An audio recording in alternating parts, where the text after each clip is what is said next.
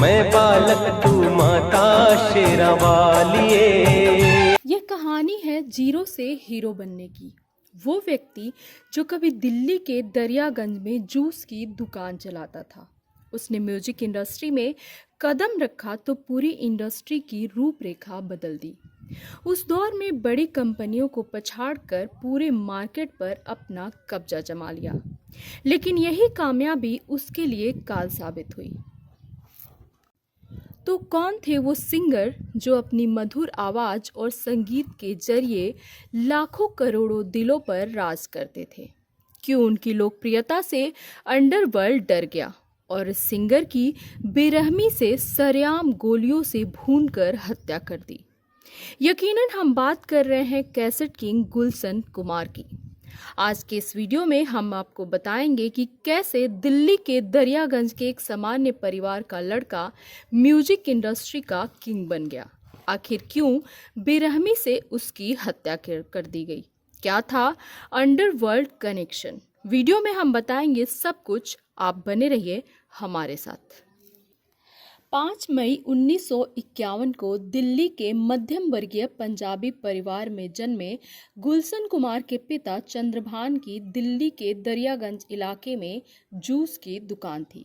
काफी समय तक इस दुकान में गुलशन ने भी उनके साथ काम किया। हालांकि बाद में पिता के इस बिजनेस से वह उब गए। पिता ने उनके इंटरेस्ट को देखते हुए उनके लिए एक और दुकान ले ली। इस दुकान में गाने रिकॉर्ड करने के बाद महज 7 रुपए में कैसेट बेची जाती थी।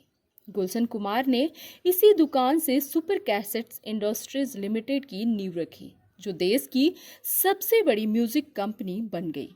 इसी म्यूजिक कंपनी के तहत टी सीरीज की स्थापना की गई, जिसमें टी का मतलब था त्रिशूल। जब गुलशन कुमार का कारोबार बढ़ने लगा, तब वह मुंबई से शिफ्ट हो गए। टी सीरीज की स्थापना 11 जुलाई 1983 के दिन हुई थी, लेकिन कंपनी को पहला बड़ा ब्रेक साल 1988 में फिल्म कयामत से कयामत तक से मिला। फिल्म के 80 लाख कैसेट्स बिके। 1990 में रिलीज हुई आशिकी के म्यूजिक एल्बम ने तो रिकॉर्ड ही तोड़ दिए और कंपनी को शिखर पर पहुंचा दिया। बस एक सनम चाहिए आशिकी के लिए। इसके बाद गुलशन कुमार की किस्मत ही बदल गई और गुलशन कुमार कैसेट किंग कहलाने लगे। साल 1997 तक टिप्स और सारेगामा को पछाड़ते हुए टी सीरीज ने 65% मार्केट पर कब्जा कर लिया। हर बड़ी फिल्म के म्यूजिक राइट्स अब टी सीरीज की झोली में आ चुके थे। वो गुलशन कुमार ही थे जिन्होंने उस दौर में सोनू निगम समेत कई गायकों को ब्रेक दिया। उन्होंने म्यूजिक और बॉलीवुड फिल्मों के अलावा हिंदू पौराणिक कथाओं से संबंधित फिल्मों और सीरियल्स को भी प्रोड्यूस किया। टी सीरीज द्वारा प्रोड्यूस पहली फिल्म थी आशिकी। इस फिल्म ने बॉक्स ऑफिस पर सफलता के झंडे गाड़ दिए। गुलशन कुमार ने कड़ी मेहनत से मुकाम पाया, लेकिन तभी दिल तोड़ देने वाला हादसा हुआ। साल 1997 वह दौर था जब अंडरवर्ल्ड और फिल्म इंडस्ट्री में गहरी साठगांठ थी, या यूं कहें कि अंडरवर्ल्ड सिनेमा इंडस्ट्री पर राज करता था। इंडस्ट्री के मशहूर लोग अंडरवर्ल्ड के निशाने पर थे। जो अंडरवर्ल्ड की आंखों में खटक जाता था, उसकी जिंदगी के दिन पूरे मान लिए जाते थे। तभी 12 अगस्त 1997 को कुछ ऐसा हुआ जिसने पूरे देश को हिलाकर रख दिया। इसी दिन सुबह 10:40 पर गुलशन कुमार को सरेआम गोलियों से भून दिया गया। 12 अगस्त 1997 को मंगलवार के दिन 42 साल के गुलशन कुमार पूजा की थाली लेकर अपने घर से निकले। समय था 10:10। वह 4 सालों से रोजाना जीत नगर स्थित शिव मंदिर जाते थे। उन्होंने उस मंदिर में महंगे टाइल्स वगैरह लगाकर उस मंदिर का काया पलट कर दिया था।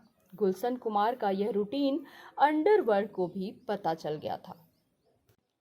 मुंबई पुलिस के मुताबिक जब गुलशन कुमार मंदिर से पूजा करके लौटे तो समय 10:40 हो रहा था। वह अपनी मारुति एस्टीम कार की तरफ बढ़ ही रहे थे कि उनकी कनपटी पर एक शख्स ने रिवॉल्वर रख दिया। गुलशन कुमार ने पूछा कि यह क्या कर रहे हो? उस शख्स ने जवाब दिया, बहुत कर ली पूजा, अब ऊपर जाकर करना। इसके बाद पहली गोली चली जो गुलशन कुमार के माथे को छूती हुई निकल गई। उन्होंने भागने की कोशिश की और पास में मौजूद एक घर में मदद की गुहार लगाई, लेकिन दरवाजा बंद कर लिया गया।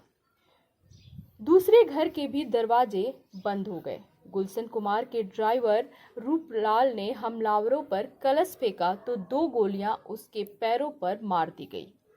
गुलशन कुमार बचने की कोशिश करते रहे, लेकिन 2 हमलावरों की ताबड़तोड़ गोलियों के आगे उनकी एक न चली और थोड़ी देर में ही वह मौत के आगोश में सो गए। गुलशन कुमार की पीठ और गर्दन पर कुल 16 गोलियां लगी थी। यह सब महज 2 मिनट में हुआ। तकरीबन 30 मिनट पर पुलिस मौके पर पहुंची और उन्हें अस्पताल ले जाया गया। बाद में एक रिपोर्ट आई जिसमें कहा गया कि इसका मकसद फिल्म इंडस्ट्री के उन लोगों में दहशत पैदा करना था जो अंडरवर्ल्ड के सामने घुटने टेकने के लिए तैयार नहीं थे।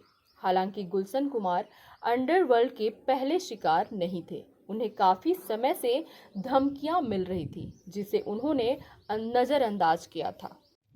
दोस्तों, आपको बता दें कि अंडरवर्ल्ड के खौफ का खेल बहुत पहले से चल रहा था। इसकी शुरुआत 7 जून 1994 से हुई थी। उस वक्त जावेद रियाज सिद्दीकी नाम के एक फिल्म प्रोड्यूसर थे जो तू विश में अमृत फिल्म बना रहे थे, जिसकी पाकिस्तानी एक्ट्रेस जेबा अख्तियार थी। कहा जाता है कि दाऊद इब्राहिम के इशारे पर ही उन्हें फिल्म में लिया गया था, लेकिन साइन करने के कुछ ही दिन बाद सिद्दीकी ने उन्हें हटाने का फैसला कर लिया। इससे दाऊद नाराज हो गया और 7 जून 1994 के दिन प्रोड्यूसर की हत्या कर दी गई।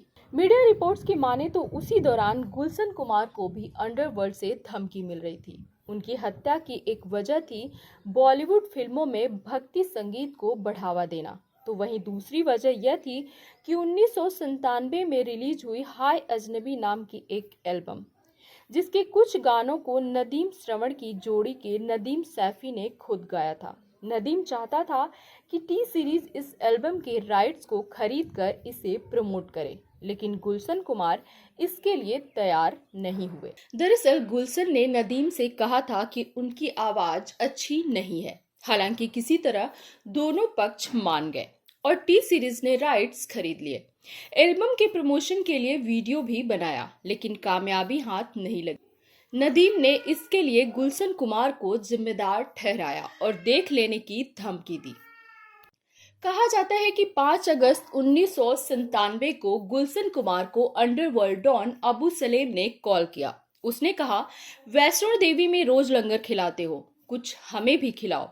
इसके बाद सलेम ने 10 खोखे यानी 10 करोड़ रुपए मांगे। साथ ही नदीम के एल्बम को लेकर भी सवाल पूछा। 9 अगस्त को अबू सलेम ने दूसरा कॉल किया और दोबारा पैसे मांगे। सलेम ने साफ साफ कहा कि तुम अंडरवर्ल्ड को हल्के में ले रहे हो। दरअसल इन धमकियों के बावजूद गुलशन कुमार ने पुलिस में कोई शिकायत नहीं की और बाद में अंजाम सबके सामने था। दोस्तों, आपको बता दें कि आज के समय में टी सीरीज यूट्यूब पर सबसे ज्यादा सब्सक्राइब्ड चैनल है। यूट्यूब पर इसके सब्सक्राइबर्स की संख्या 25 करोड़ है। टी सीरीज की बादशाहत उस दौर में भी थी जब कैसेट्स का जमाना था। आज टी सीरीज 3000 करोड़ रुपए की कंपनी बन चुकी है। गुलशन कुमार आज भले ही हमारे बीच नहीं है, लेकिन उनके फर्श से अर्श तक पहुंचने की कहानी युग युगांतर तक लोगों को प्रेरित करता रहेगा।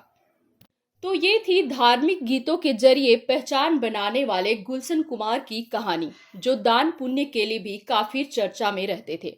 उन्होंने माता वैष्णो देवी में एक भंडारे की स्थापना की थी। इसके जरिए आज भी माता के दरबार में जाने वाले श्रद्धालुओं और तीर्थयात्रियों को निःशुल्क भोजन उपलब्ध कराया जाता है। संगीत की दुनिया के इस नायाब हीरे के चले जाने के बाद अब उनकी कंपनी को उनका परिवार संभालता है। आज YouTube से भी कंपनी की अच्छी खासी कमाई होती है। गुलशन कुमार के 3 बच्चे हैं, भूषण कुमार, तुलसी कुमार और खुशहाली कुमार। उनके बच्चे पिता की विरासत को आगे बढ़ा रहे हैं। तीनों ही म्यूजिक इंडस्ट्री का जाना माना नाम है। दोस्तों, कमेंट बॉक्स में हमें जरूर बताएं यह वीडियो आपको कैसा लगा। गुलशन कुमार से जुड़ी आपके पास भी कोई जानकारी हो तो हमें जरूर शेयर करें। अगले वीडियो में हम फिर मिलेंगे सिनेमा से जुड़ी कुछ नई जानकारी के साथ। तब तक के लिए नमस्कार।